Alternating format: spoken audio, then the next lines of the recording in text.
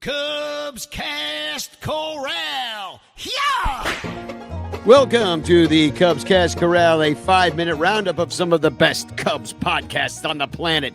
Let's start with Bricks Behind the Ivy. Jeff had on Cubs broadcaster Cole Wright to preview the entire Cubs season, and Cole's true love of the team really did shine through on this episode and during this conversation.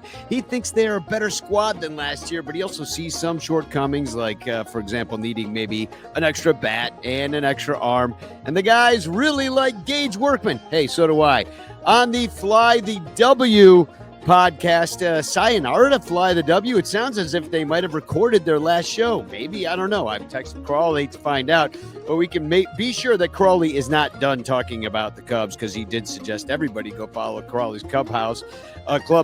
As far as the games in Japan goes, Crawley doesn't make too much out of just 2 games, but Dustin was not a fan of how the Cubs piggybacked the pitchers, especially when it came to Boyd pitching in the exhibition game and Brown pitching in the game that actually counted.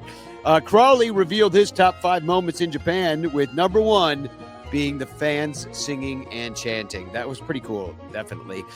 Setup man Kyle questions Ben Brown's ticked down velocity, but racks it up to him simply not being ramped up yet. He doesn't think the issue is mechanical or that has anything to do with that collarbone tumor he had in his extra neck.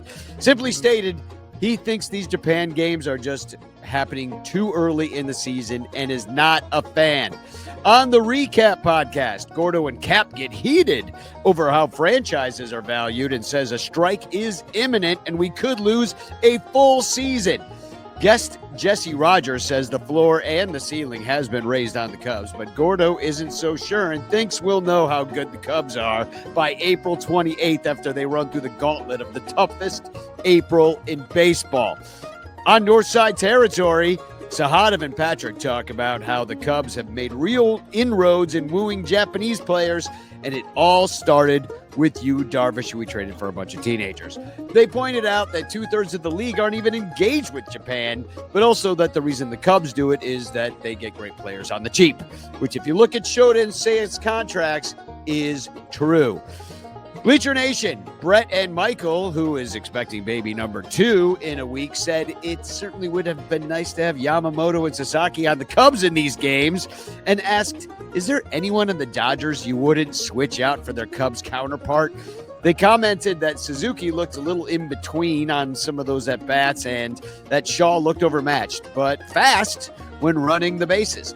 Brett also said in a game of Would You Rather that he would rather take beer out of the bleachers than Ivy off the walls, because you could always drink a White Claw. On the CHGO podcast, the guys were a little frustrated watching some of the Dodgers players we dreamed on as Cubs signing possibilities beat us in Japan. But Luke and Cody are happy it was at least better than last year's opening day when we lost Justin Steele. Overall, the 2 games in Japan do not affect their full season outlook. And a new one here on the Cubs Cast Corral, Cubs Weekly. It's Marquis' podcast, which is better than most things that Marquis actually does. And that's thanks to Tony Andracki, Elise Menaker, Andy Martinez, and Lance Brodsnowski. They made some bold predictions on this pod, including that PCA might get some MVP votes and the entire outfield could get some gold gloves. The whole outfield.